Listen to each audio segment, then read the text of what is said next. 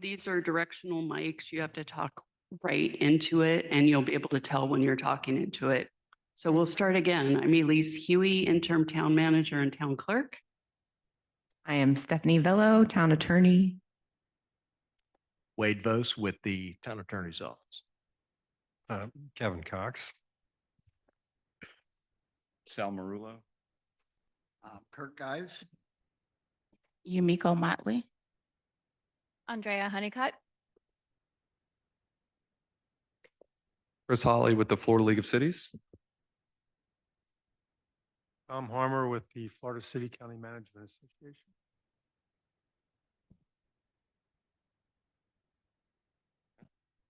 So I guess that is your call to order in your introductions. So we can go right into the presentation today. Well, thank you, Elise. All right. So first of all, who am I? Why am I here? As I said, my name is Chris Holly. I'm the Director of Member Services and Training for the Florida League of Cities. And I have been with the league for 7 years. Prior to that, I worked for Leon County for 10 in the Office of Management and Budget, Tourist Development, County Administration. I actually had the opportunity when I was a young intern to serve as staff on our charter review for Leon County when I was there, which my father, ironically enough, served on. But I've just seen this for a while, and I really appreciate the work that you all have been selected to do. We can talk about who the league is and who represents cities statewide. So the Florida League of Cities has been around for 100 years. We are the association for all of the cities in the state of Florida. So if you weren't aware, there are 411, and not just your, obviously, Orlando's, Jacksonville's, Miami's, but we are predominantly made up of medium to small cities, town of Oakland. So we have offices in Tallahassee and in Orlando, about 100 staff in Tallahassee and the same in Orlando. And the mission of the league is to advocate for local decision making, which is exactly what you are tasked here to do, is to make sure that your city can still act responsibly and respond to the needs of the community.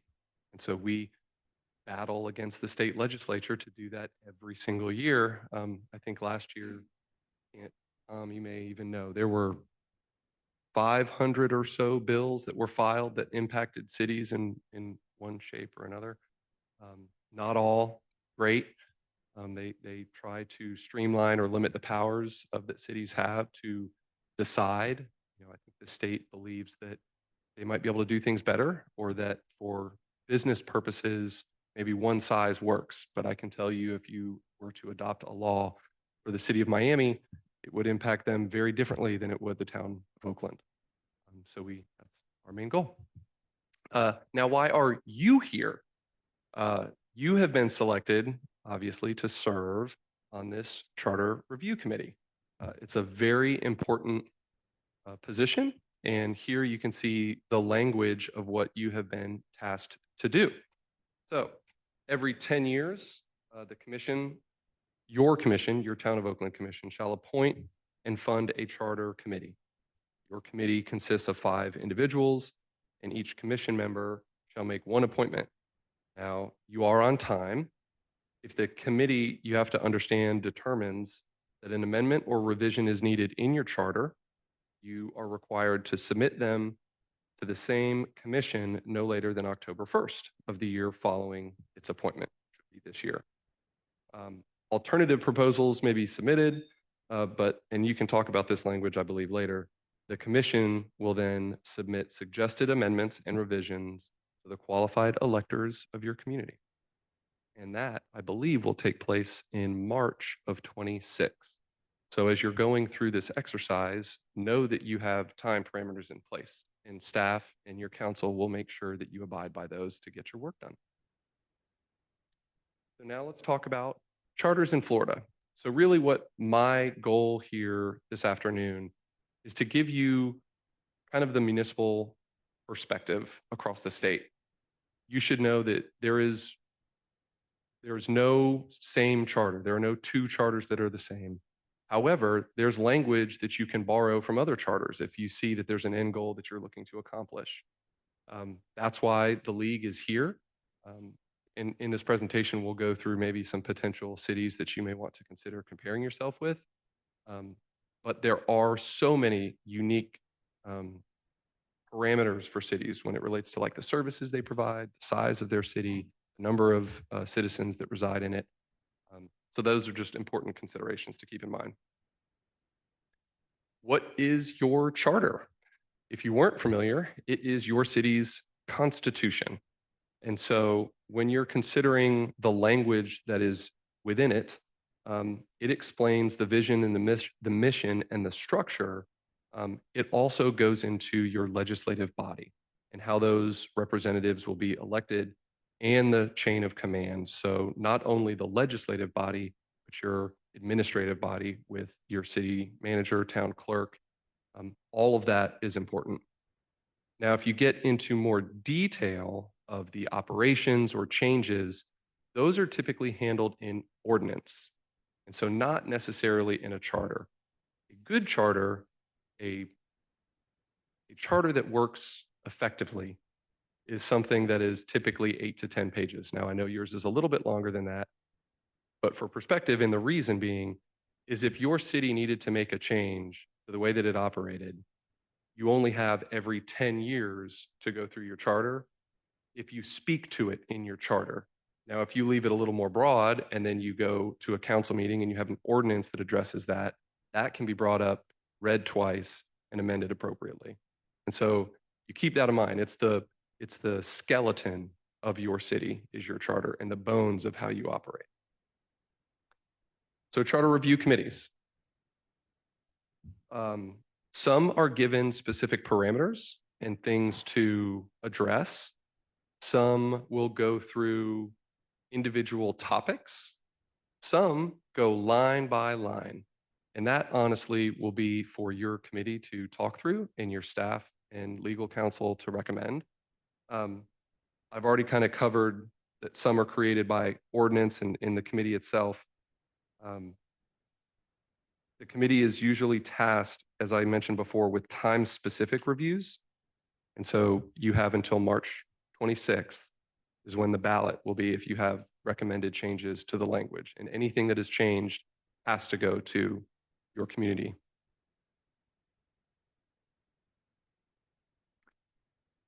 The last bullet there that talks about the role of the citizens in this process.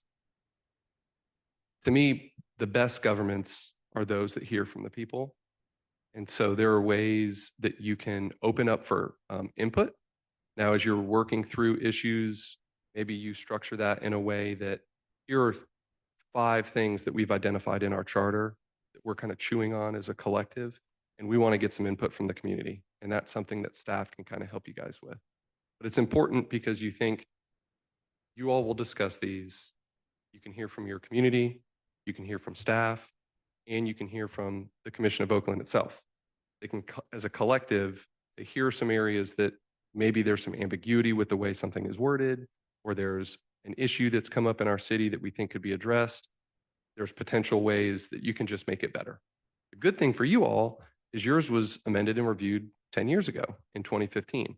I can tell you there are some cities who have gone through charter review processes and they haven't touched their charter for 50 or 60 years. You know, they may still reference, I see some nods, horse-drawn carriages or railroad concerns. They may reference specific state law that isn't even in practice anymore.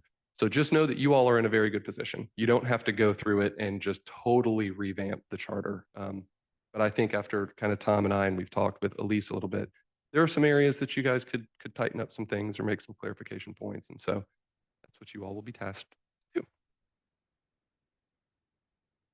So let's talk about what the construct of your typical charter. So it begins with a preamble and then the boundaries of your charter.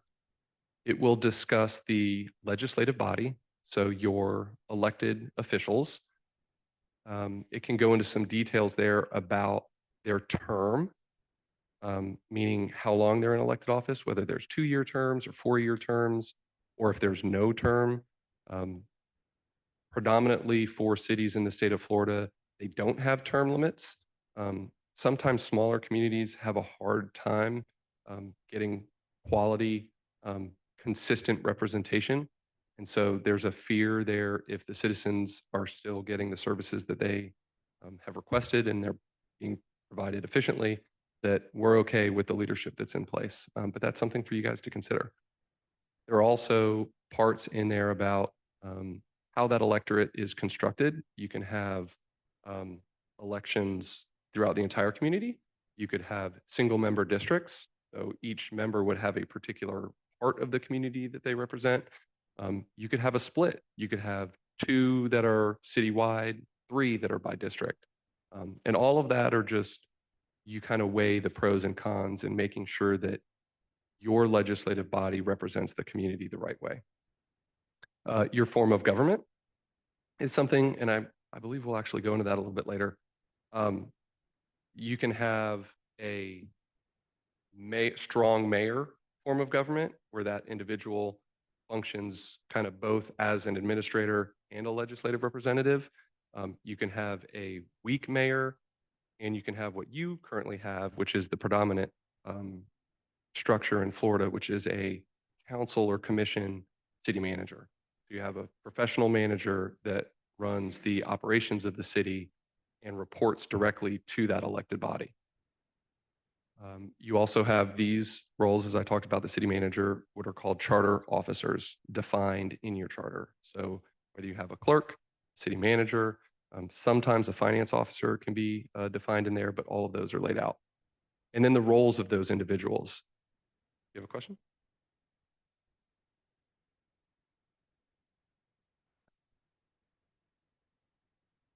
Okay. If it's bad, I can speak to you. No, I'm just kidding.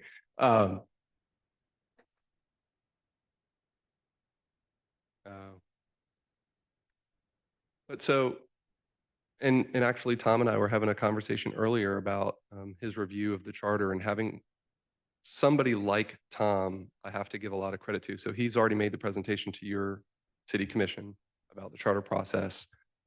He has been through a number of charter reviews, both at the city and county level. And that's something that, so the Florida League of Cities, as our association, Tom represents the Florida City and County Management Association. So all of your CEOs basically from across the state, and Tom is a very trusted and respected manager in retirement, serves as what's called a senior advisor. And so is really on a volunteer basis, helps local governments on a variety of issues. And I know I wasn't in my current position to make the presentation in December, but Lynn, my predecessor, was retiring, and so she couldn't be here. So Tom was gracious enough to make that presentation. But his review, there may be areas in the fiscal and fiduciary authorities and responsibilities, there may be ways to make Oakland, put Oakland in a better position to respond to unique circumstances. Let me just put it that way. So you guys will have those options. As well as the amendment process. How do you change your charter? That's laid out in your charter. Okay, so some of this I was just kind of at a high level going through. But to give you some perspective on a statewide basis, the sizes of councils vary. 5 being the most common. Some have 7, some have 6, where the mayor is a non-voting. Obviously, you would rather have an odd number so you don't get voting ties. I will say, I think the city of Jacksonville, which I had to make a presentation last year, has like 18. I do not 17. I don't suggest that. It's an interesting dynamic there. But 5 tends to be a good number for folks. The length of terms, as I said, you could have 2 or 4-year terms, and that's fairly spread evenly across the state. And a small percentage has a 3-year term, and they just felt like 4 was too many and 2 was too few. So to each their own. And I also mentioned the type of election per council seat. So you have the ability to have at-large or single-member districts, and you can actually have, as I said, a mix of both of those. You also have the ability to determine how you select your mayor. So that individual can be elected by the community at large, it can rotate, or it can be elected from within the council. And so those are all options that are available to you in your charter.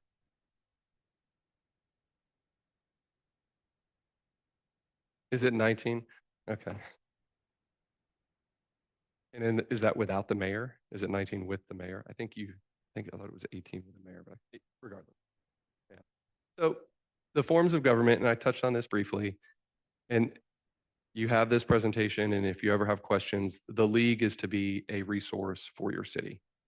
Going through this process, your staff and your council will be your resources, but we will be here behind them to help support if you have questions about how other cities compare.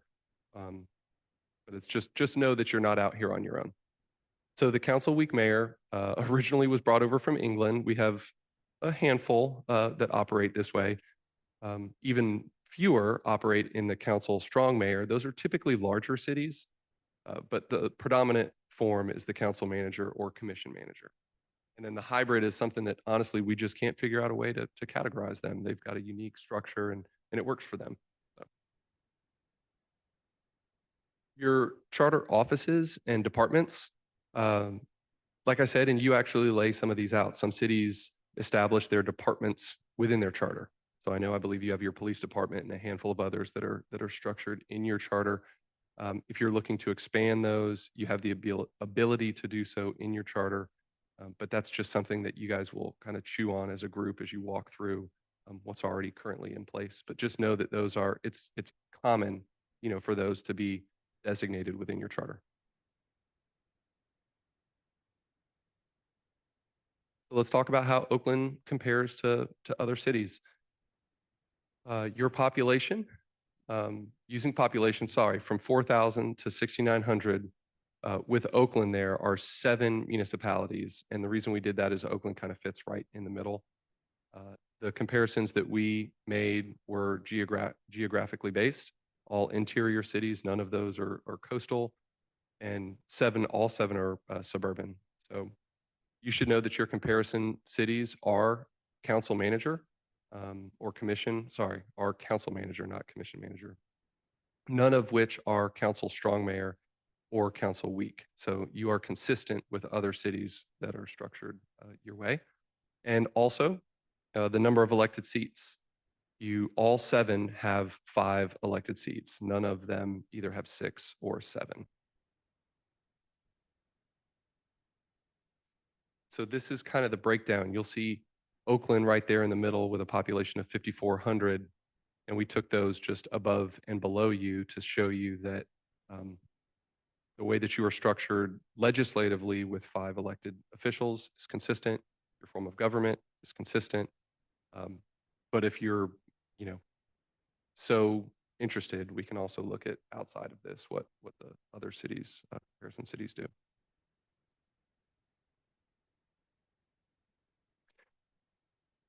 Another point I'll make about comparing yourself to another city is it's not always just by population. There's a lot of unique ways that services are provided that I think allows you'll never have a perfect apples to apples or oranges to oranges comparison. But if you look at how a city that's similarly laid out to you is providing utility service, the number of employees they have, where they're located, the league has a lot of that information. So if you guys are interested in that, like I said, I'm happy to provide it. So the best practices in charter reviews, obviously you would like to appoint representative citizens, and so has your commission here. You will hold several public forums for discussion. An important distinction that I wanted to make here is, and I think it's already been laid out to you, but you operate under the Sunshine Law. So outside of this public meeting, none of you are able to communicate about the business here between yourselves. This is an important function of local government in Florida. We think obviously it's very important for our members, but now that you have been selected to do the work of your elected body, you now fall under the Sunshine Laws as well. So we would highly recommend you follow those and the advice from your council. You will use the agenda, you will use your website for your agenda and the minutes of the meeting. And this is important to engage your citizens. You want them to know when you're discussing what issues as it relates to your charter. Hopefully you get some better attendance than you've got today, but I know you can still have folks attend virtually and then submit their feedback to staff. And so that's a way you just want to make sure that you're not doing this in the dark and that people understand what's going on. If a referendum is scheduled, we recommend that you develop a frequently asked questions document to put on your website. I know, so my wife is a teacher.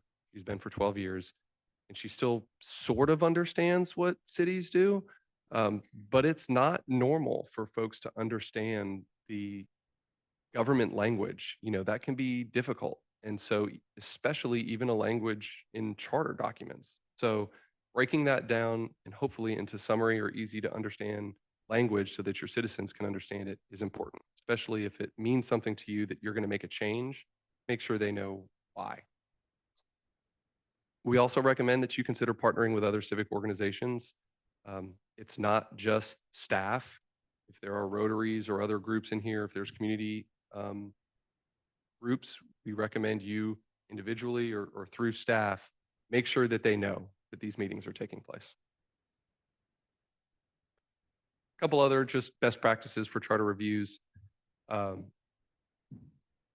So the powers and authority of your charter can be granted to more than one entity. It can be confusing language. I talked to that before. Make sure that the elections section is clear. That usually relates to qualification language. So if your council, if you lose an elected individual, reappointing that person, make sure that that process is clear. But also, you can write too much into a charter. So you want to allow yourself enough language that it can be interpreted by staff, but that you're not handcuffing yourself to processes that put yourself in bad situations. But you have quality counsel that I think will guide you in making sure that that language is appropriate.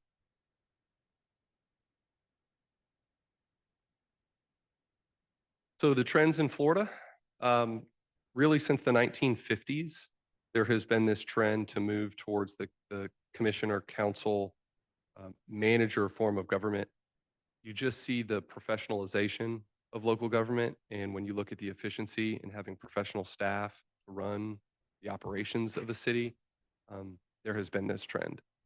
You also see a trend to review charters in 10 to 15-year periods. You guys are right on schedule with that. You know, don't feel like some will try to amend their charter and they want to do it every 3 or 4 years, and don't really recommend doing that. Not a lot really changes in that time frame. But I know your city, we were speaking before, is growing quickly. 10 years seems to be kind of the sweet spot, if you're wondering how other cities function their charter reviews. So some questions for you all to consider. From the 2021 9th edition of the Model City Charter, is the charter reflective of your current population? You know, we talked about that when you're considering the representation of the elected body. And will it continue to be that over the next 10 years if you look at how your population is growing and how the electorate is selected? Is the council representative of that population, both residents and businesses? Just if you're looking at population numbers itself. Does the charter address responsible professionalism, and does it do it adequately? Has the city provided opportunities for citizens to participate in the process? And is the city engaging in civic education about the charter itself? The website is a good example. So making sure that these things are top of mind as you're going through your review. I mentioned that Model City Charter. I think when you go through a process like this, you want to know, where can I educate myself to make sure that I'm doing this as effectively as possible? You've been selected for a reason. I understand that each of you is passionate here, and the elected individual that selected you has done that because of your expertise. The Model City Charter is a place where you can go to get high-level examples. But really, if you're looking to identify language, I don't suggest going that route, just because it doesn't take into effect Florida law. I think your council and your staff will help direct you on that. You also have the National League of Cities. So that's an organization that is larger than the Florida League of Cities, but you can use their questions as well. I would recommend not their language. There is a website that's called municode.com/library, and that curates a host of legal documents, ordinances, charters, and codes from cities and counties across the state. That's a place I think if you were really to search for language or examples, that could be useful. Uh, But I say the Florida League of Cities, we've been around for 100 years and we have a staff to support the needs of our cities. So if there are questions that you relay through um, your staff, they can come to us to help make peer recommendations or support them. Specific examples. So we've already started to look at where you might be able to turn for answers. And the city of Venice did their charter review process in 2021. And this is just a good example of what a charter review process can look like.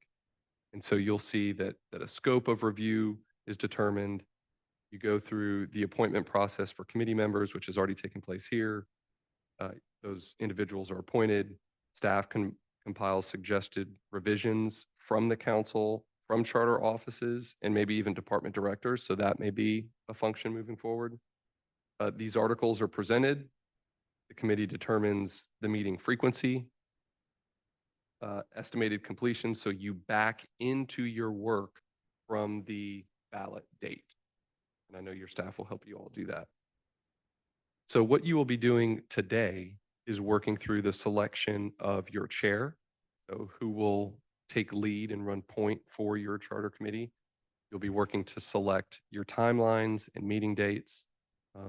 And then staff will bring back to you with council kind of the organizational structure for how you will take small bites out of this elephant as you work through the document.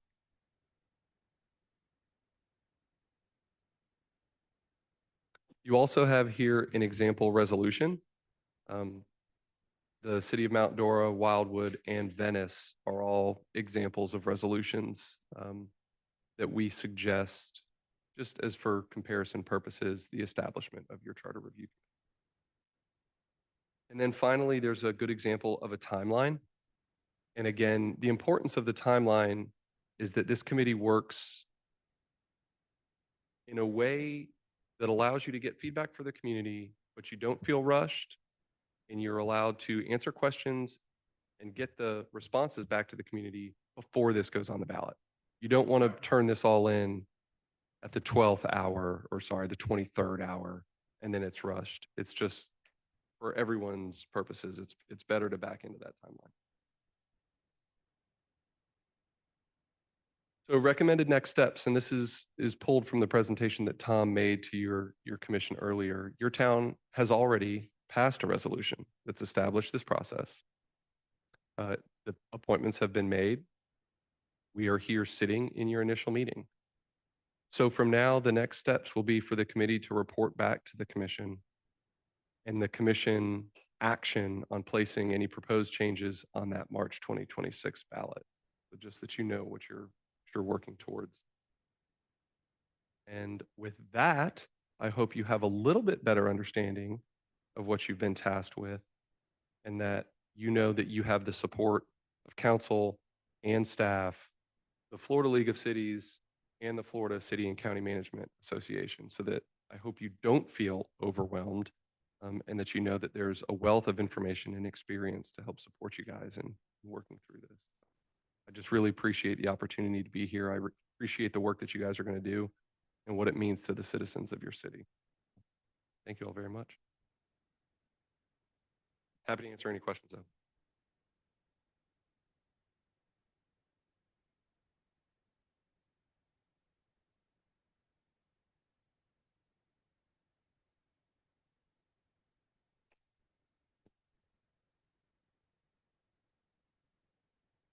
So some of the stuff you said.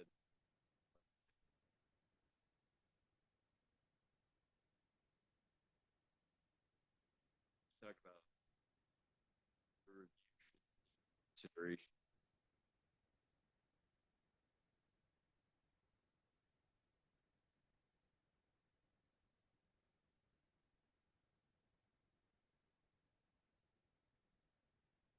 So you want to take it? So Bieber, the University of Florida, does projections each year. I think they have 5 and 10-year projections, but I mean, COVID changed the growth of the state. So knowing what could happen, I think you can get a rough idea. But I mean, we have 1,000 people moving to the state of Florida a day. If that means anything to you. But you want to take it? Yeah, I think on full build out, we're projected to be between 8 and 10,000 people. Double size.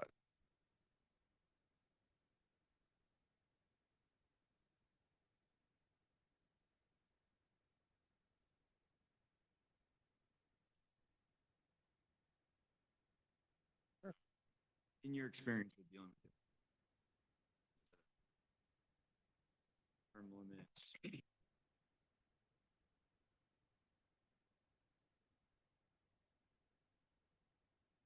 it's Mike.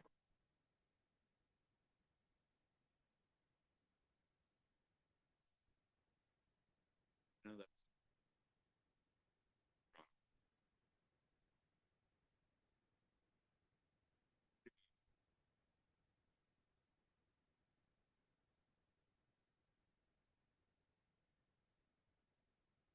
It's very simple. Elections. That is the true check and balance. If there are some cities that have a hard time getting folks running for office, I said, there are those that don't have that problem and they consistently get newly elected officials that come through. And so I've had, there's some individuals that feel strongly that regardless, we want term limits to be in place. I think there's a handful that have even as short as like 4 years, something like that, which can present challenges because if you think about your typical budget cycle, you're closing out the year before, you're developing the one you're in, then you're projecting the one for the next year. You get somebody in office and they barely get through one of those cycles before you have a new person that you have to educate on that whole process again. So there are pros and cons, but yeah, the true balance is an election. I was going to say also something that might be worth looking at if you're considering term limits, and I'm sure Elise has information. How many contested elections have there been in the last 10 years, 20 years? Some data that might help. But in my experience is that people don't come to meetings unless there's something. And I think that was seen in our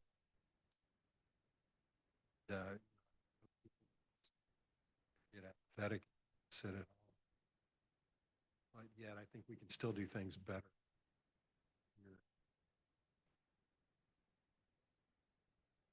Just because we're a certain size doesn't mean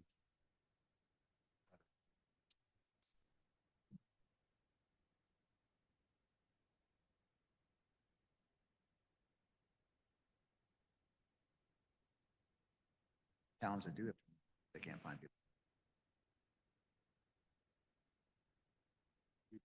Had a city dissolve because they couldn't get individuals to serve.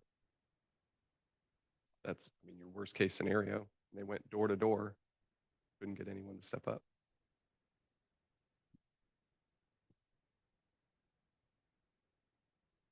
Trying to think if there's any additional information I could share, but the city that I most recently retired from as the manager actually has term limits. And it's the town of Lombo Key, an island off of Sarasota Bay, and about 7,000 population. And in the charter review process that we went through, they went through, their term limit was 6 years. They could do 3 2-year terms. In the charter review process, the public didn't want to see them change the 6 years maximum, but the charter change that occurred was going from a 2-year to 3-year term. There was some push to go to 4, but the public only supported going to 2, 3 years. But they have a history of term limits. And they also struggle with, they have a lot of uncontested elections. But it's also the town of Lombo Key doesn't compensate the commissioners at all. It's 0. And that went before the public in multiple charter amendments and was not approved by the public. And so there's not a line of people lined up to run. And as they struggle with that to this day. For background on that too, if that's something that the committee decides to weigh in on, the league has salary information for elected officials across the state. So if that's something, if you're looking at comparisons for anything like that, doesn't necessarily have to be in the charter though. That could be in an ordinance, so that if at some point there needs to be a change or there's a request to make a change, do you hamstring yourself to only being able to make that change every 10 years? For you all to weigh.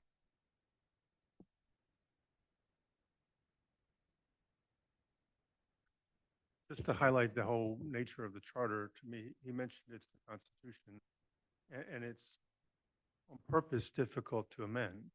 A lot of things the commissioners do as normal routine business, whether they pass a resolution or they adopt an ordinance, and maybe that ordinance takes a couple of, a first reading, a second reading, a public hearing kind of approach. The commission can't change the charter themselves. They have to go to the voters and ask for it. So it's, quasi-permanent, if you will, and that's for purpose. You want to put really important things in there, like form of government, like the responsibility and roles of the mayor and the manager and all those things, so they can't be just easily tweaked and changed depending on person. So it is an important, super important base document for the town.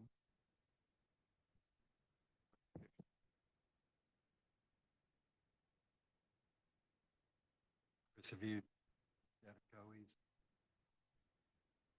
36 pages. I have not.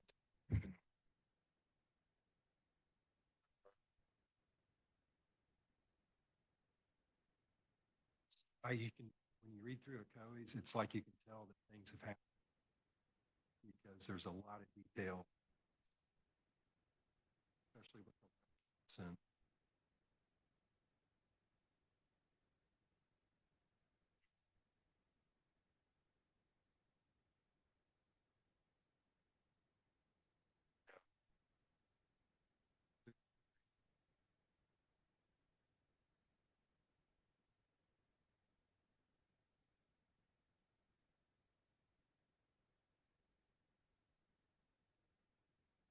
That's why, as Chris said, all the charters are different in the state. You've got 411 different charters, for 67 different charters for counties. And it's just because things have come up in those communities. And it was a decision to put that, ingrain that into the charter, so maybe it wouldn't happen again, or to clarify how this should happen. And therefore, you get all these different kind of sets of language and articles in charters that are very locally specific. It doesn't make them right or wrong. It's just things that evolve over time.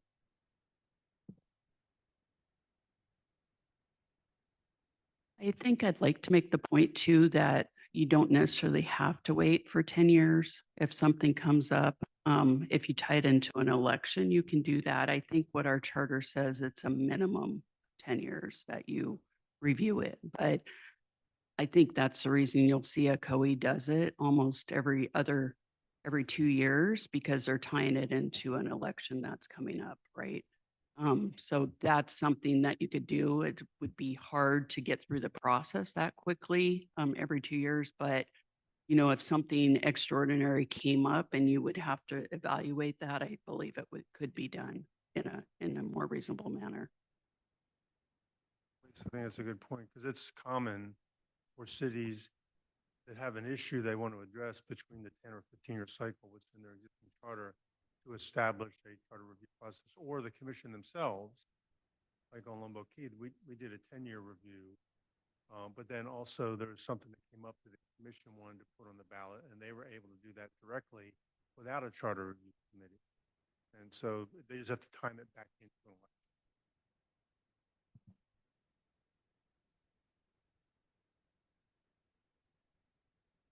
The Constitution, whose role is it?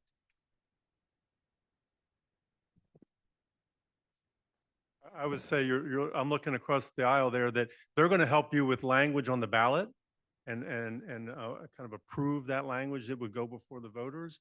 And so they would be there to provide advice and interpretation on the implementation or how it's applied. Yeah, and to the question of it as a constitution, who interprets it when it's in the charter and you're moving forward and so on, it's the town attorney's office in the first instance. If it comes to anything fun and interesting, I suppose a judge would eventually do. In the first instance, it's the town.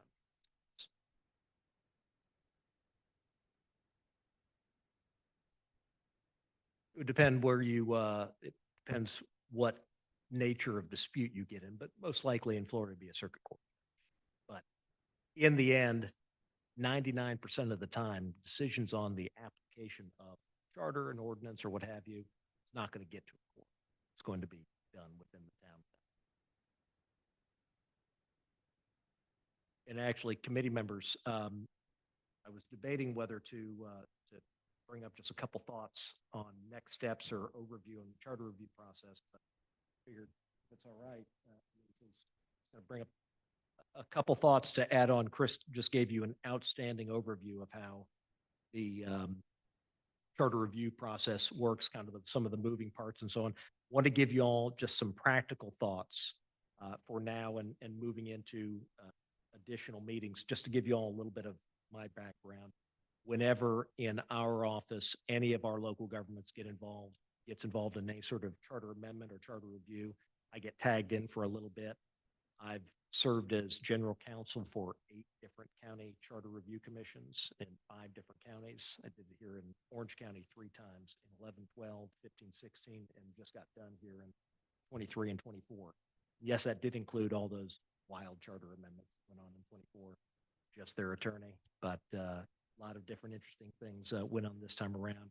Also did in Pinellas, Brevard, Clay County, and Alachua County, and have done it for innumerable cities all over the state, both the cities we're city attorney for, like Cocoa Beach, Brooksville, little town of Pearson, actually, years ago. You mentioned not reviewing your charter in a while. They hadn't reviewed there since 1928. And we were pulling out, there was a $1 tax per male, tax on men only, $1 each to build the roads. Good times. As well as all sorts of different arcana that was, we were taking a lot of that fun stuff out. But you've got a pretty good product when it comes to seeing things that make sense or don't make sense. You may have a lot of amendments to add new moving parts and so on. There are a couple things I would offer to you that as you look through it, there are some things I think will be very useful, even if you're not going to change any of the big moving parts. There's some things that could be cleaned up a bit for some clarity to the point about some matters relating to elections and so on. City attorneys and town attorneys like to identify things in charters that where in an oddball case, some result is going to obtain that people don't anticipate or don't like, or it's not clear what the answer is. We don't like those to be there because it's ultimately us who's having to tell you what it is, and nobody likes those answers. So we like to sort those things out. So we've got a couple that we've put together as you go through. The thought I would give you as you proceed forward, and this will move into your discussion on next steps after you select a chair and a vice chair, is there are multiple different ways you can proceed in your work on this. Some folks, they want to sit with the charter, they want to start on section 1 or article 1, and they want to go through line by line and so on. There's nothing inherently wrong with that, okay?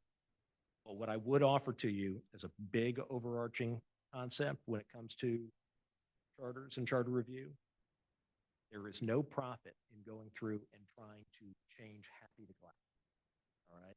A lot of times folks are getting in there like, let's just rewrite that paragraph to make it kind of say the same thing, but I'm not sure how it's different, whatever. Every single change I would offer to you, every single change you want to make in this charter is either going to be, you want to clean up or clarify something. You're really not changing anything. You're just kind of sorting something out. Or you have a very clear idea of some discrete change you want to make to the way Oakland government works. And then we figure out the wording to implement that. You don't want to, it's a very useful tool, as Chris said, to take a look at other charters and see what other charters have. Great idea for inspiration of, oh, this is the way they do things there and so on. But you don't ever want to have the tail wagging the dog of, well, I've got my very particular language and that's what we're going to do. Start with a concept, say, this is what we want to accomplish. And we want to make sure we get very clear language. So just some general thoughts there. You can go line by line or what have you, but just as often, after a review of the charter, everyone having read it and saying, hey, what's this about? Or I don't understand what this means, or this seems contradictory or what have you.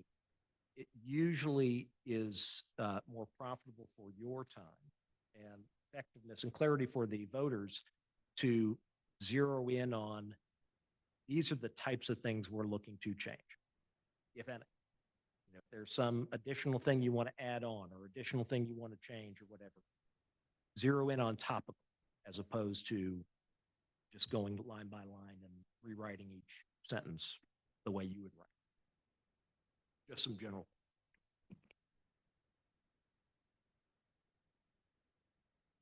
As a general overview, you told us what we can't do. Talk to each other outside the meeting. What other expectations do we have? Level of privacy do we have coming out of this? Trying to understand what the rules are. That Your addresses, as soon as you applied, were already public. Everything that we do, I'm recording it right now. This will go up on the website. It's all public, right? So people can come to you and talk about what's going on. You can respond to them how you wish. You can refer them to me, so that's completely up to you. I do want to say with the charter, I think one thing we hadn't really gone over is that they did a complete rewrite 10 years ago. They actually put wording on the ballot that referred to the complete rewrite. There wasn't specific amendments. I'm hoping this time that we have specific amendments that are on the ballot that people can go one by one and choose what they would like or not like. But that's kind of what was done the last time they went through this process. is that how it works at the voting level? If we have 10 different things we're looking at, they can vote on 3 yes and 7 no? Yes, that's normally how it works. One area talking about one thing and over here they accept this one, but they don't. We're not going to let anything out. I would urge you in the strongest terms, we're not going to let anything out of this committee that's going to conflict with each other or break each other. You make each charter amendment independent of the others, such that you don't put this one in. And so if this one doesn't pass, it breaks this one or anything. That's part of the thinking that goes into it. But to Elisa's point, in the strongest terms, our office would also urge that it's much better for the voters, for them to, when you've got a good document you're starting from, for them to have a clear understanding of a discrete set of changes you're proposing. There may be one of them, we do this very often in a number of our cities and frankly, charter counties as well, where it's truly a cleanup amendment. It's truly just, there's some grammatical, or there's this or that, where it is not changing the legal effect, substance of the document.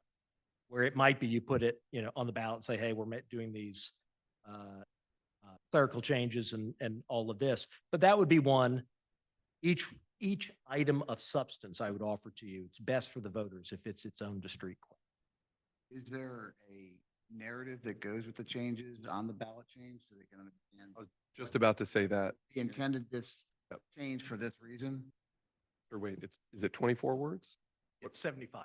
75 words, 24 would be tough. But yes, so there's a summary there, so they don't have to interpret the legal language in the charter, but you actually give them some type of summary that formal English. And I think Kurt, that's where Chris's recommendation of us having an FAQ on the website where we go in to try to really simplify it and say, what does this really mean to the voter? And the FAQ is not restricted to 75. FAQ is you do whatever you want. So, and just so you all know the nuts and bolts of this as it kind of moves through the process, when you start getting to the point where you're going to be formulating things into your individual ballot questions, all right, that's going to be part of the work of our office initially. I say initially because what we find very often is we put together ballot language because we've written a lot of it. It's on the ballot all over the state. But that ballot language needs to crash into folks who don't do it every day. Because man, we will write things for charter amendments and we'll think it's just the best thing in the world. And you guys will read this and say, we don't understand any of this. And so we'll have to go back and rewrite it, or you'll say, let's change this to this. And we'll say, that's a great idea. So it's a collaborative process. Typically coming out of that, we'll put it together. A lot of the times you guys will say, oh, that sounds great. Sometimes you'll say, rip it apart and put it back. But in 75 words or less, it's supposed to be a summary of the chief purpose, is the technical statutory language of the amendment. Fortunately or unfortunately, what have you, it cannot be persuasive or argumentative. It cannot be, we're doing this because it helps puppies and, makes trees grow and all this great stuff. You cannot do any of that. You can do that in an FAQ. What the ballot question has to do is just give it to them straight. This is what it does. And then everything else on your website or what have you can say, we did this because we think it's good because it does this and so on. Now, just so you all know, the legislature has put some restrictions on what you can do with that information. We could no longer, for example, send out a mailer to all the residents of the town saying, vote yes on item 3, or, we did this because it's the best thing since whatever. You can deal with that though. FAQ on a website doesn't trigger any of that, and it's a very effective. I also have a couple notes. It sounded like you were asking sort of general questions about conduct outside of meetings and stuff that you ought to be aware of.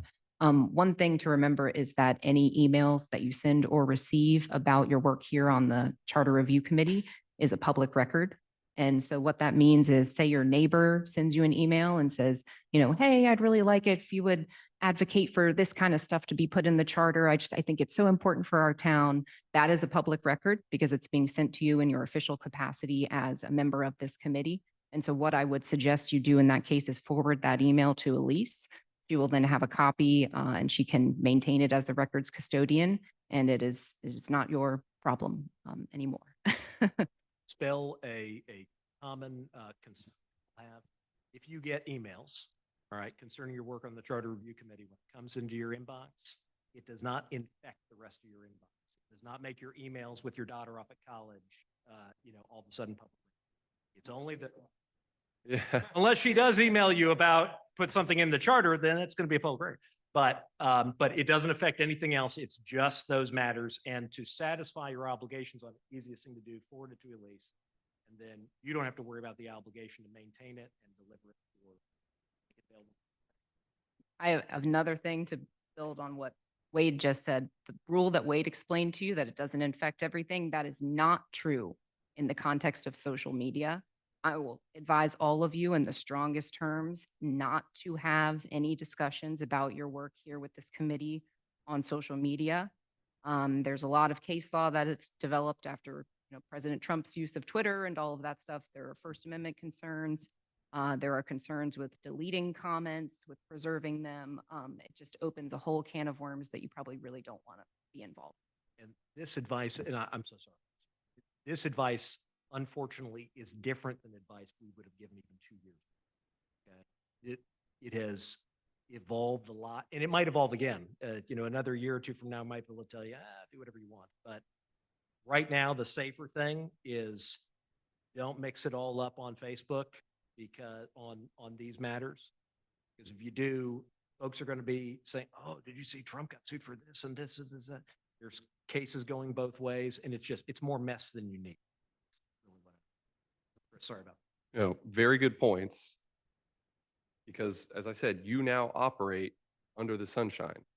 So to the point about social media too, if one of you makes a comment on a social post and the other one goes in there, doesn't even see that individual's on there, and you chime in, now you have a sunshine violation because you have the minds have met, right, on a topic. So to your council's point, I highly recommend just At bare minimum, you risk being accused of a sunshine law. correct. Just distance yourself at all possible. So the other, Obligation do we have to engage?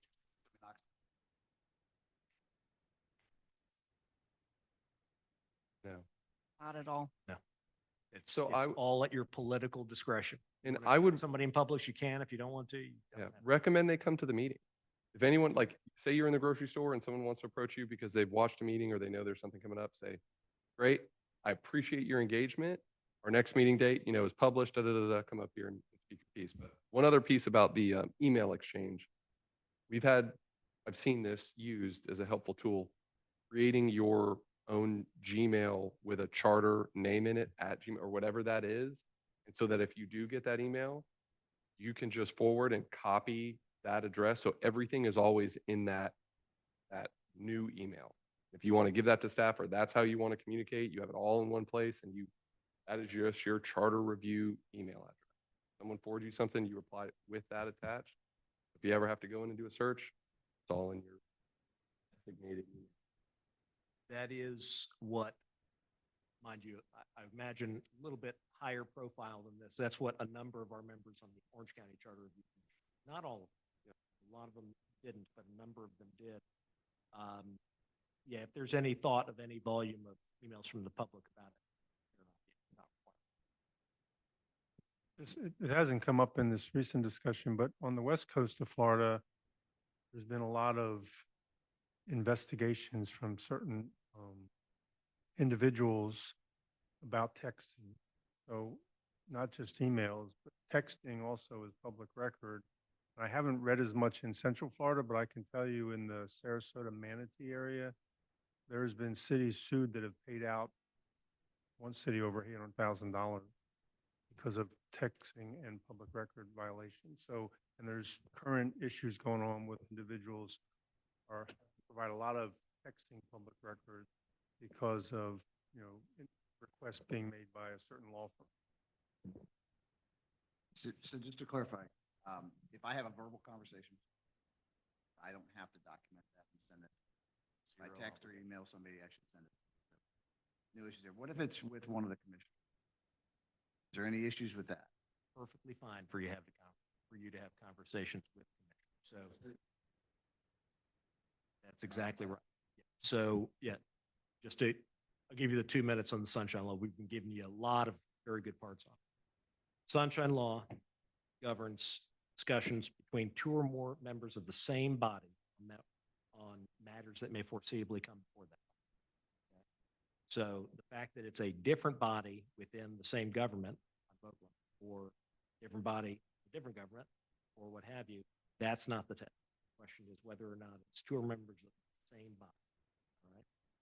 Other thing to keep in mind, it's an old concept in the law. You can't do indirectly. You're not allowed to do directly. All right. You can't use go-betweens. We call them conduits. You can't go to a member of the public and say, hey, go tell my buddy who's on the Charter Review Commission, if he votes for this, I'll vote for this. All right. You can't use a go-between to commit the Sunshine Law. So stay far away from that. Additionally, if anyone from the public wants to come up to you and say, hey, I was talking to your fellow Charter Review Committee member. He was starting to tell me about what he thinks about this and that. Anytime anybody wants to instigate with you, telling you about what other people on the committee think or say or anything like this, say time out. Tell me about what you think, or tell me about the weather of the Florida Gators, but don't tell me about what other members of my committee think. You want to talk about any of that, come to a meeting. Because any discussion about matters of this between directly or indirectly members of this committee could happen in one of these meetings. And if you have any questions about this stuff, I would refrain from doing whatever it is that you have the question about, and you can always ask me. And you will have Stephanie's cell number. You'll pick up the phone. He's not part of this committee, so it's not.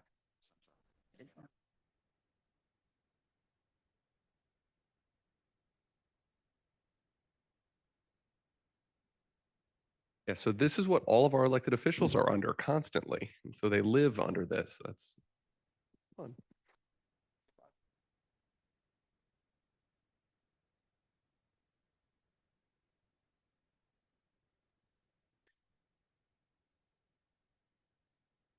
We should go on to our next agenda item, which is selection of chair and vice chair.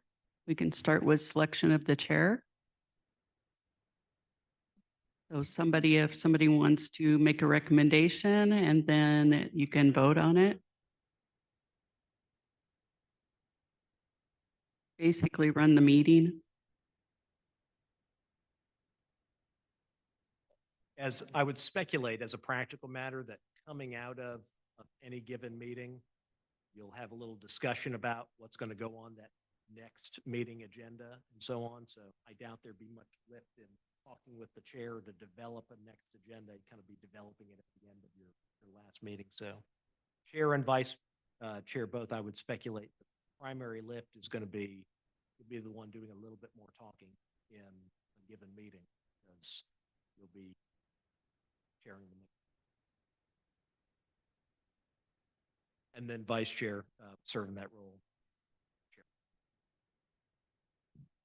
And we will always help you.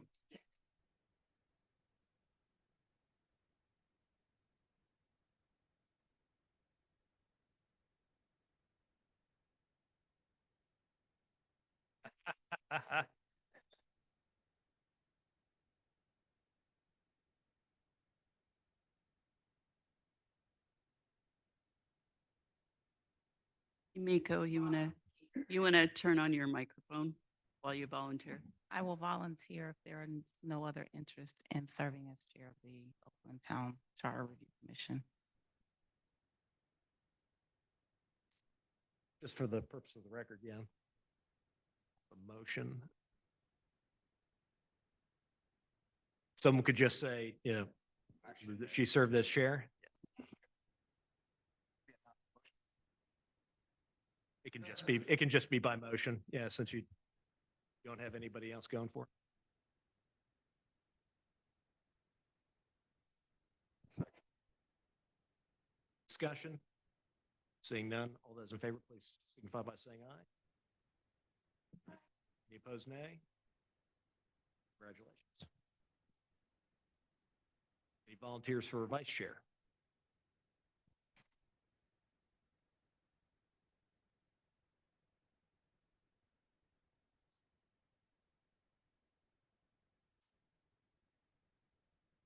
So I'll be the vice.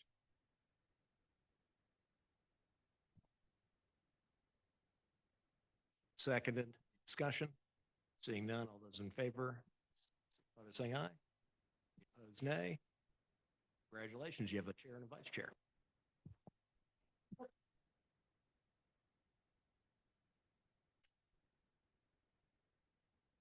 Not quite. You wanna turn it on? Even when you don't have it on, yeah. There is one more item, substantive matters on your setting timelines and next steps. I believe Elise has put together a schedule of some future meetings. And I would suggest just a couple minutes of discussion on initial thoughts. If you all have had a chance to take a look at the charter already, subject matters that you might want to take a look at. So staff can get some good direction on where we're going to be working.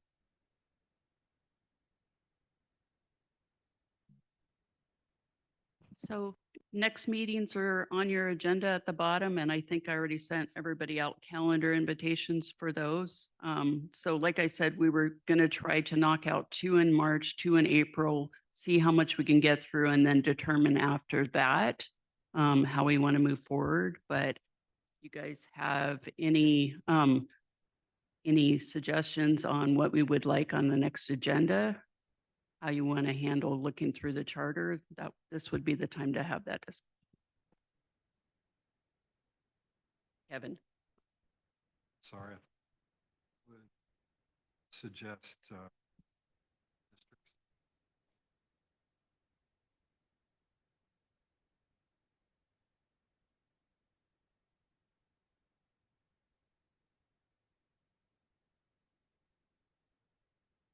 the third, just discussion.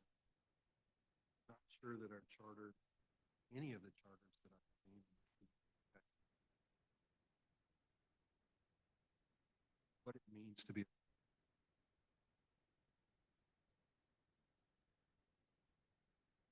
are you referring to as far as running for election? any office yet. Okay.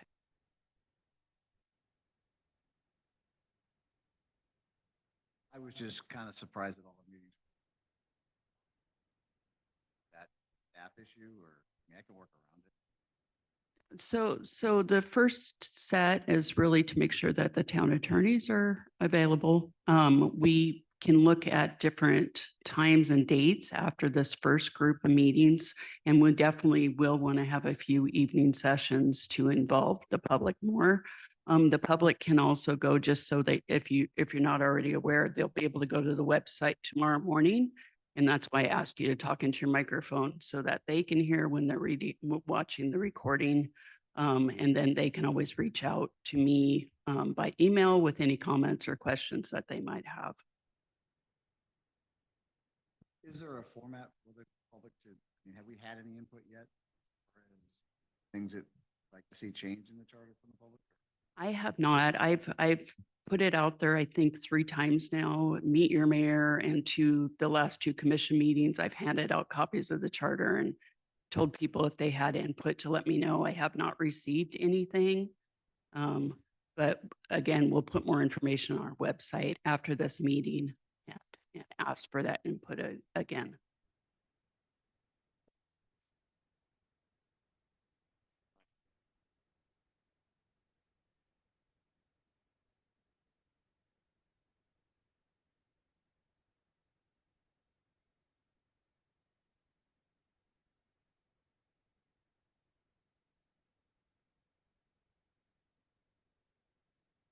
Log in remotely? I mean, so does the same rule apply? We have to have a quorum in the room? Okay, so we would have to have 3 in the room physically present to be able to allow anybody else online. And then the way that's done is they would have to make a motion to allow you to attend electronically through extenuating circumstances. So if you're out of town for work, traveling, or something like that, those would be the exceptions.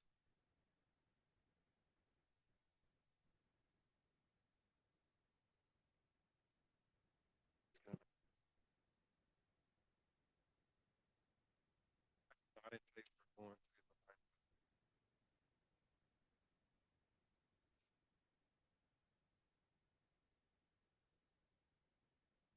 Line.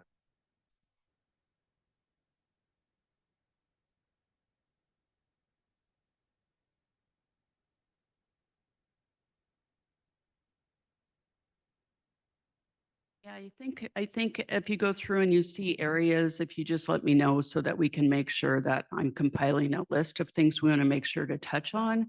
But how we may want to do it to be organized is maybe 2 articles at a time, is to go through 2 sections at a time and hit anything in there. I think our one-offs are going to be, if we're districting, right? When do we talk about that? And then I guess my question, Wade, maybe you can answer, is how do we interact? How does this committee interact with the commission so we don't get too far along the road and then the commission is like, we don't want to touch that. So I'd imagine after some initial discussions and fleshing out, I think it would probably be helpful to kind of have an interim report back, not even report, just some communication maybe from the chair or other committee member coming to one of the town commission meetings, just giving a little report. This is what we've been working on lately and getting feedback. And I think I heard during the presentation that, feedback from the public and the commission. And so maybe in our advertising of the meetings, we solicit that that input be provided to the board in advance so that if there are community issues or commission things that would like review, we would receive them in advance. In addition, I had mentioned that there were a couple things that we saw that a lot of them clean up, other things that we would suggest areas to think about taking a peek at. I think if it's all right with the committee, our office is going to put together kind of a bullet point list, just some of those things for you all to take a look at and discuss. Yeah, that's fine by me. In fact, one of the things that discussion I had with previous member, said they spent a lot of time about I did charter school on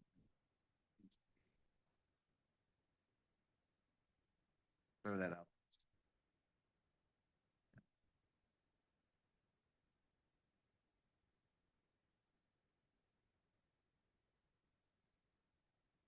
So I know this is an esoteric question.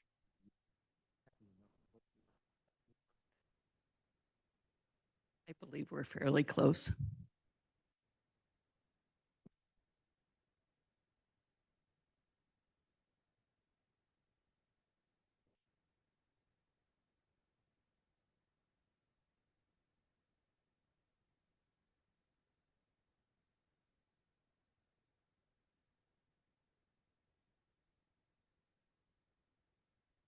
Is that an item? Because you know, one of the things.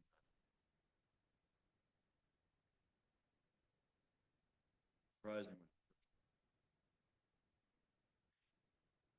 That's really great people. I don't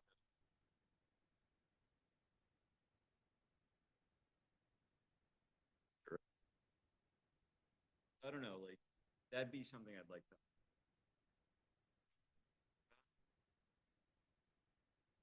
Be happy to provide the information of comparable cities and compensation for both elected officials, the commission, or if there's mayor.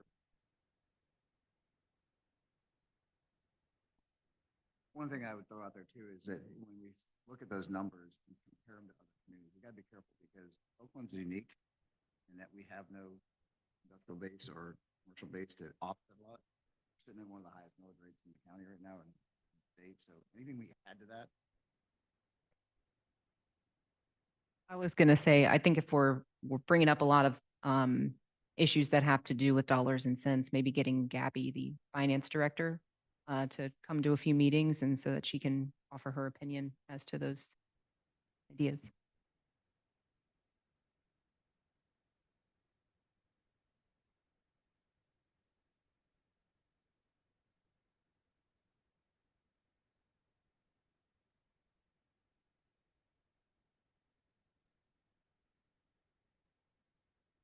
Next steps are concerned, the meetings have been laid out.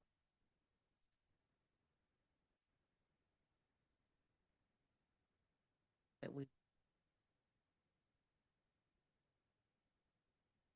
I think just deciding, do we want to go through a couple sections or do we want to start tackling a couple topics is, that's probably the next thing we need to determine so that we can provide the appropriate backup for that. think my recommendation would be to attack an article. And so, obviously, be well read on that article. In dispute at that. so with that said, wouldn't you want whatever recommendations you guys are gonna make affects that are satisfied? Yes, and we'd be glad to get that. I Typically do it by article? or- Yeah, I was going to offer a thought. Sometimes breaking it up by article kind of ties your hands to get at big topics because sometimes things are going to spread across multiple. It's very, very common. You could certainly, if you felt you wanted to do an article by article review in addition to a topical review, and that folks have done both. You could have the article or have a couple articles. You wouldn't want to do just Article 1, for example. It's pretty boring. You'd want to group at least a couple.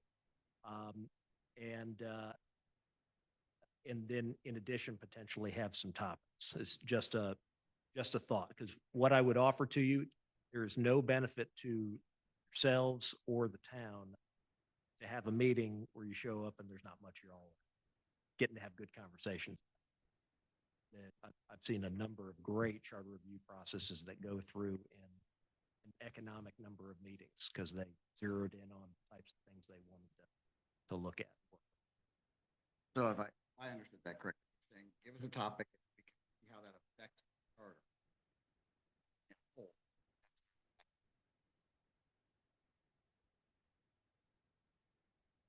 Change that you guys are coming to us, this is what we'd like to do. Kind of look at that change and say, how do we need to make it charter?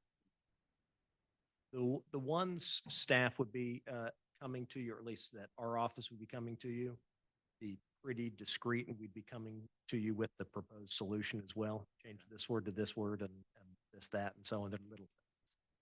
As opposed to big conceptual change how the whole world works, going from at large to districts. Okay? That's a topic of its own. It will touch on multiple different places. Where you implement all that in the charter is not nearly as relevant to the bigger picture of, hey, do we like having all the, all the elected officials elected by the whole body of the citizens, or do we want to cut the town up into, 2, 3, or 4 different wards or districts or what have you, and do that? Those are kind of the discussions I would suggest having if you've got a list of things, or term limits. How would term limits work here? What sort of term limits do we want to impose? How do we think that would play out, and discuss that? Take a look at other examples through Orange, Seminole, and Lake County.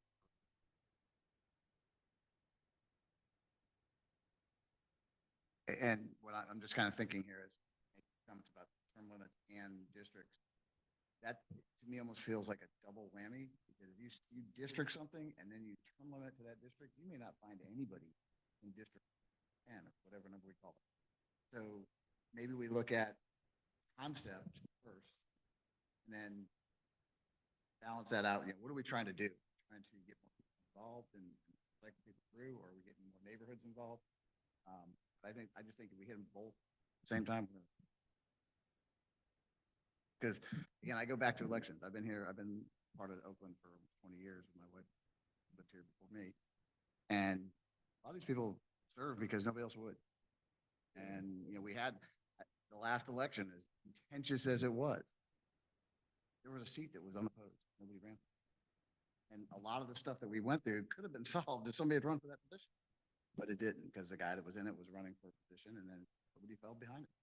So just because you make a rule, people are going to comply, and it could put our town in trouble. Yeah, I agree. I think it's good to disagree with.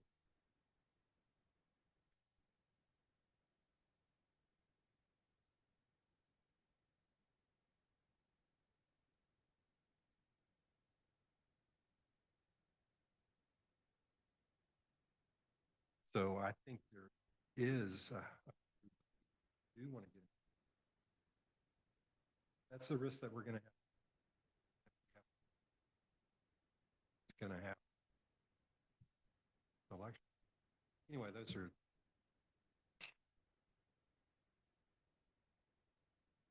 If I just want to touch on the districting, because I think that's obviously an area you guys want to look into, and just give you my experience.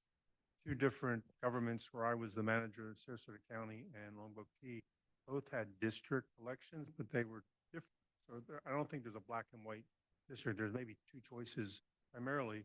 In Sarasota County, for instance, they vote within the district for the individual that's running within that district.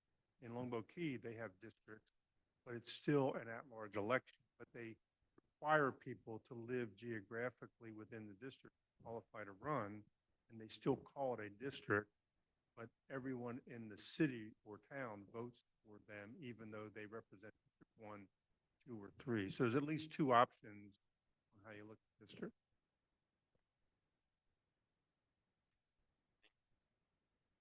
Things. My question.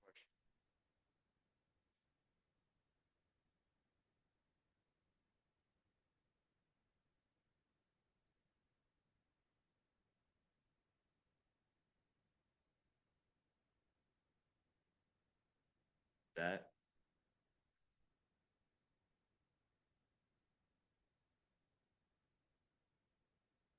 Absolutely. It's what you all are ultimately looking to do is determine if there are any charter amendments that you would formulate and recommend to the the voters. We think this is a good thing. It's a change.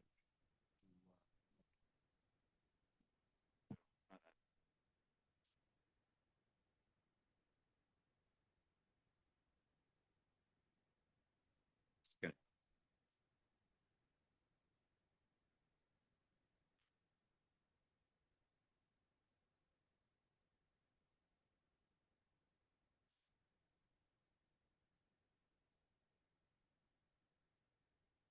That. Conceptual, is it looking? Is it? Does that make sense?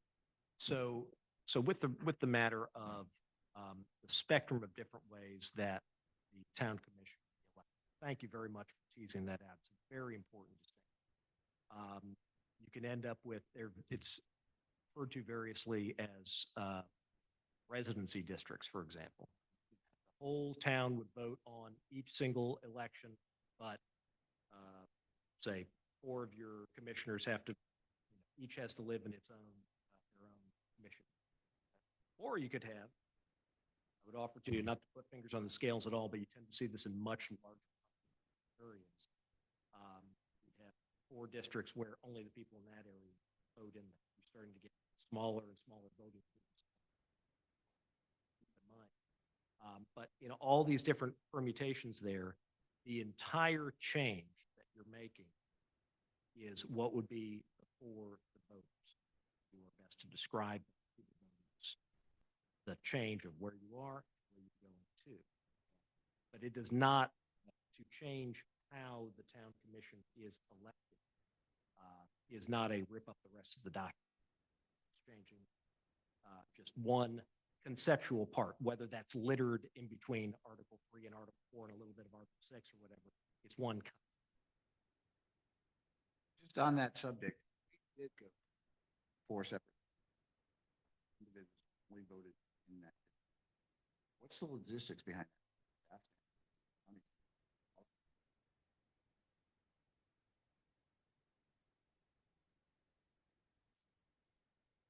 It's a practical matter.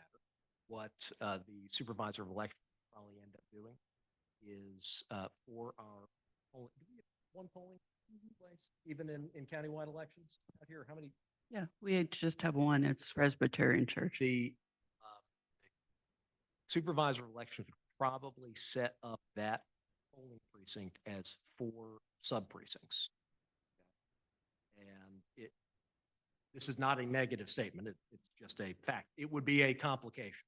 There are all sorts of complications that happen. But it would, the supervisor election would probably break it up into 4 sub-precincts for the purposes of county precinct. Or they might make it, I doubt they would because the populations wouldn't justify it, making it 4 precincts all held in the single polling unit. There are ways to handle it. The supervisor of elections can handle all the administrative matters. And they would come in and they would show their ID, look at where they are registered to vote. Based on that, the supervisor's database is going to be able to say, oh, they're in Ward 2. So they're.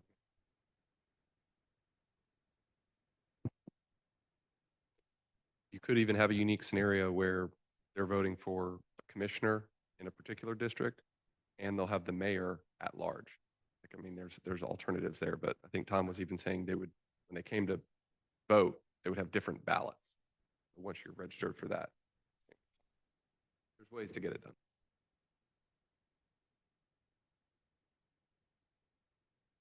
If we were to dive into the topic of districts, there would be no way until if this would even pass.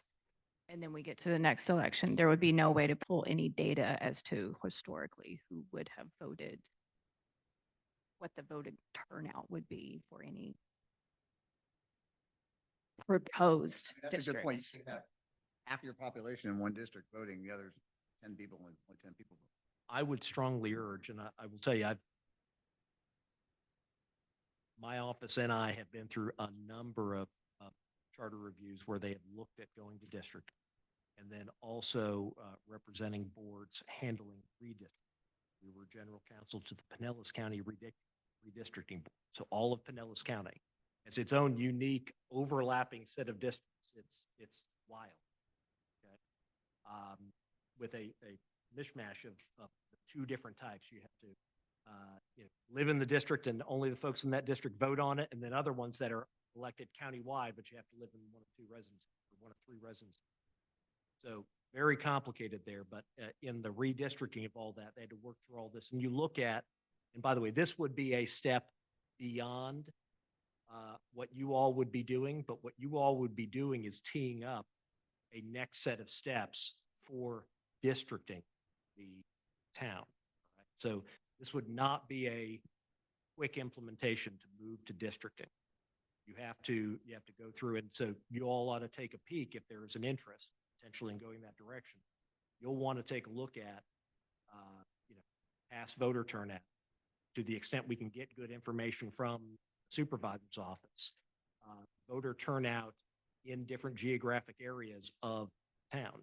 You're exactly right. I will tell you, you look at particularly small towns, you will see a radical difference in voter turnout based on different geographic areas. And the way districting has to work in Florida, whenever you are dividing up any local government for voting purposes, is all of those districts are going to have to be roughly the same. You're never going to get exactly. They have to be roughly the same population, not the same, not the same number of voters. So you will end up with instances where, because of certain socioeconomic or demographic situations, you'll have a district where same population as this district, but there are twice as many voters in this district as this district. Those things compound. So they compound when you get into smaller. Seems to kind of blend out a little bit in my opinion. And going back to timeline, I'm sorry. First of all of those details he was talking about, that's all done. It's set up. So that would be the next.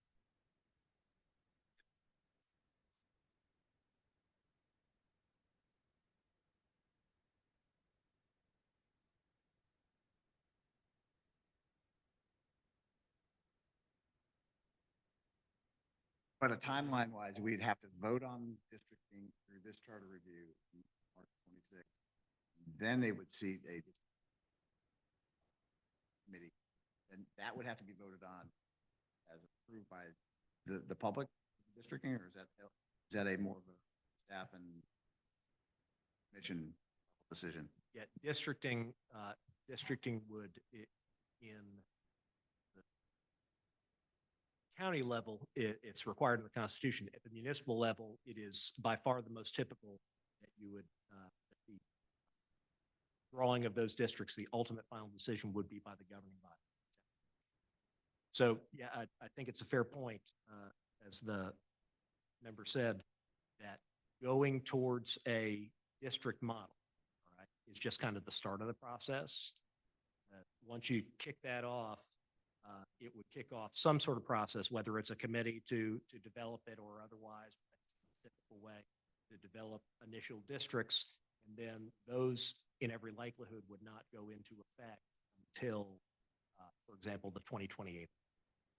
They would not go into effect in the 2026 election set up.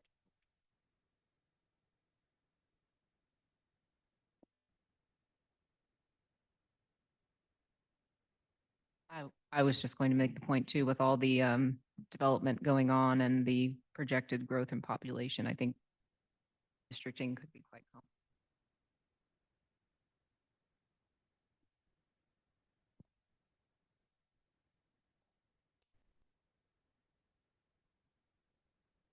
Those are the things you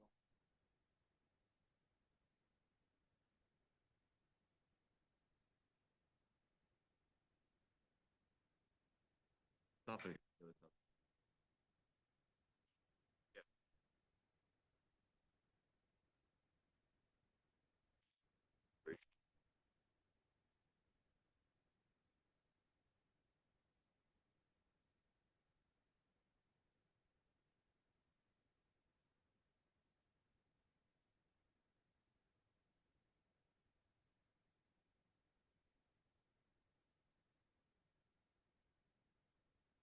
talking about how to fill vacancies on the town commission.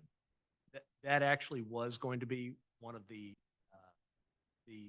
topics that I think our office is going to suggest you all take a look at. We have no recommendation as to what it would be other than take a look at it. And the reason why is the consequence under our charter is relatively unique. They have 30 days to do it, and if they don't, the governor fills it. That is an Is that a state thing or is that we No. decided that? no, that is an abnormal thing. All right. The language that follows in the charter that says if all 5 of the town, members of the town commission get in a bus accident and they all die, it's filled by the governor and so on. That is very typical. All right. That's for the oddball circumstance. But filling a singular vacancy, there are a lot of different ways it's done in municipalities around the state, but 30 days or the governor does it, I would offer to you, there are better tools available to the town to do it. So it's not being sent up to Tallahassee. And that's great. So the question is that something we're gonna get ahead of time so we can think about questions we want to create? Or, are you gonna send that to us between now and the next meeting? Yes, we are.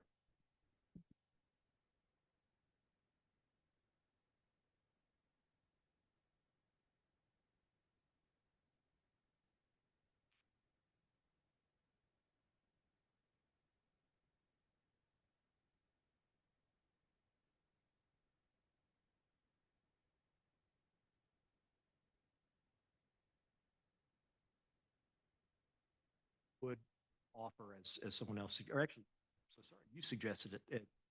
When you read, I think, for example, Ocoee's charter, you can kind of see it jumping off the page. They are responding to very particular issues, which you do see that from time to time.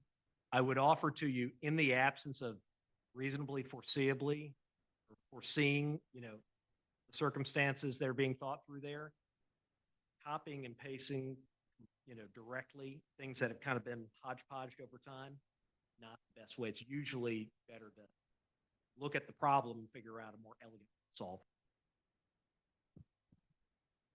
And I'll just offer up that the answer to the question earlier was what's the check and balance?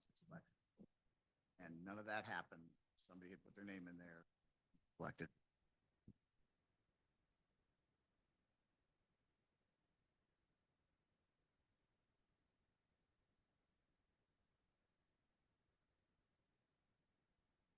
So going, I did have one last question. Is this her seat? She's the chair? 'Cause I'd be willing to, I feel odd here right now. So next meeting, you take this one. next time around, I imagine there'll be a little rearranging. Yeah, is that for yeah, this is where the mayor typically, that's here. So just for guidance for staff, we're going to be putting together a very little memo with some bullet points of some cleanup things and then some topics that we suggest you take a peek at. In addition to that, got a list of subject matters that came up in your discussions here: districts, term limits, residency, and debt limit. What subject matter or subject matters would you like thrown on this next meeting? The vacancies as well.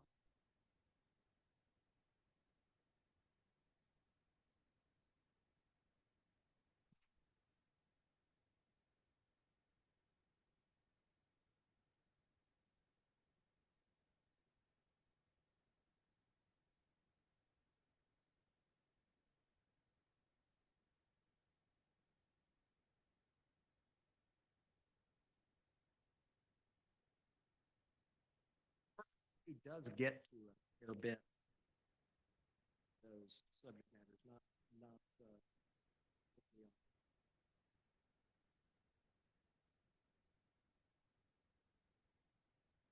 And based on my review, it seems Article 2 and 5, the two articles, 2 and 5 together, because 5 is election and then town commission.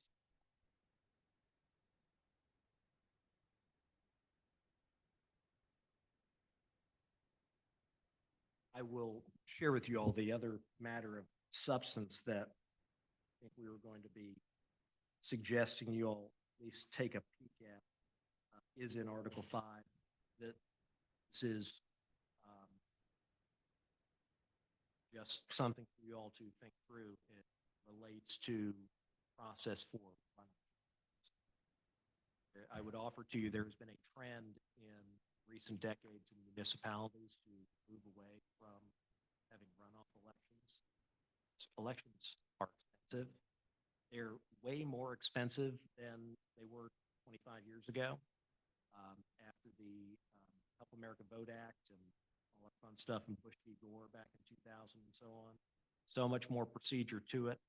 Quite frankly, we have process in the charter right now specifies you have a runoff election 28 days after the initial election. That cannot happen. You got to send ballots and overseas and all manner of different. 28 days is an unaccomplishable wish. So it would be further out in any event. But just a thought to consider because we have seen around the state moving towards a more economical way. You have an election, whoever gets most votes wins. Who pays for those elections? We or the county?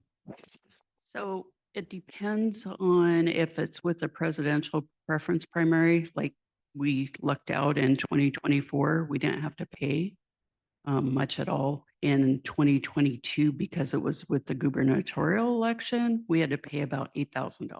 That came out of the town's budget.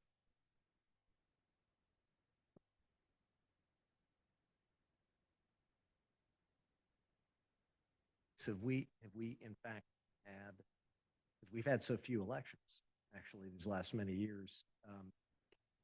Looking back in the records, do you recall off the top of your head when was the last time runoff election was actually triggered? I don't think we've ever had one.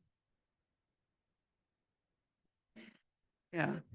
I mean, You have three to get after a runoff and I- then only if nobody gets over 50. I think before 2022, our last contested election was like 2006 or something. It was so many years before.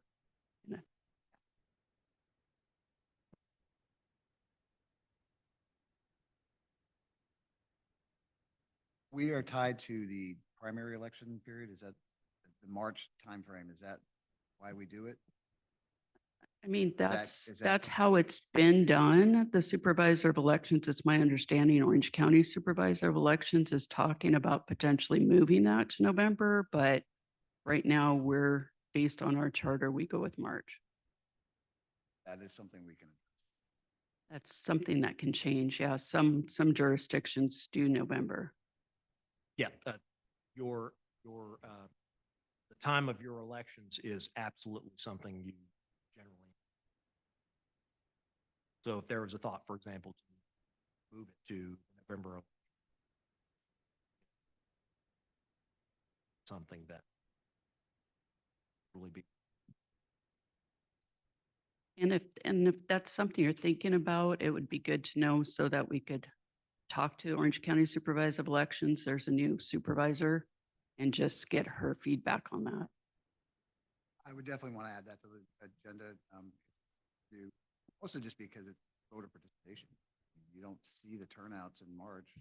Everybody goes November and then when you have an off your primary ballot, that's pretty popular as well.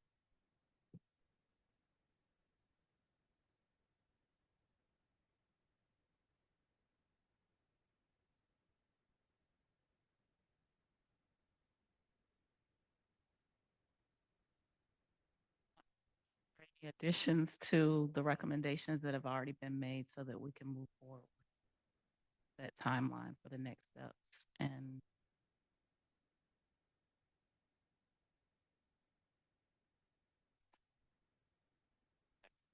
Could I offer just one thought that I have actually seen as effective, particularly at the beginning of charter review processes as you develop some points. Sometimes it can be effective to have kind of your running list of items, so long as it doesn't get too long, available as items on your first couple meetings, so you can hit those topics and discuss them a little bit more. The public can know, hey, we might be talking about this. Or you say, I don't have much to say about this. That doesn't mean the matter's disposed of. But that way, as you're doing, that can get unwieldy if you end up with 20 things on it. And you say, oh yeah, we're covering all 20 at our next meeting. But as you get this list here, it gives you a little bit more of an opportunity to say, oh, we can use our time. How does the voting work amongst us? Are we all equal votes, or is it a situation where sometimes like the chair is not able to vote until I, or would assume she's totally able to vote? All You'll those be all equal, yes. What happens when we have four? We end up with a tie. I vote yes.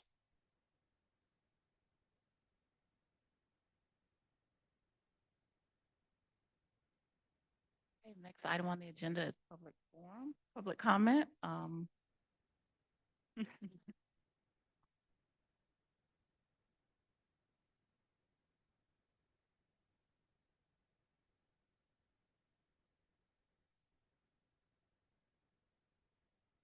I move we adjourn.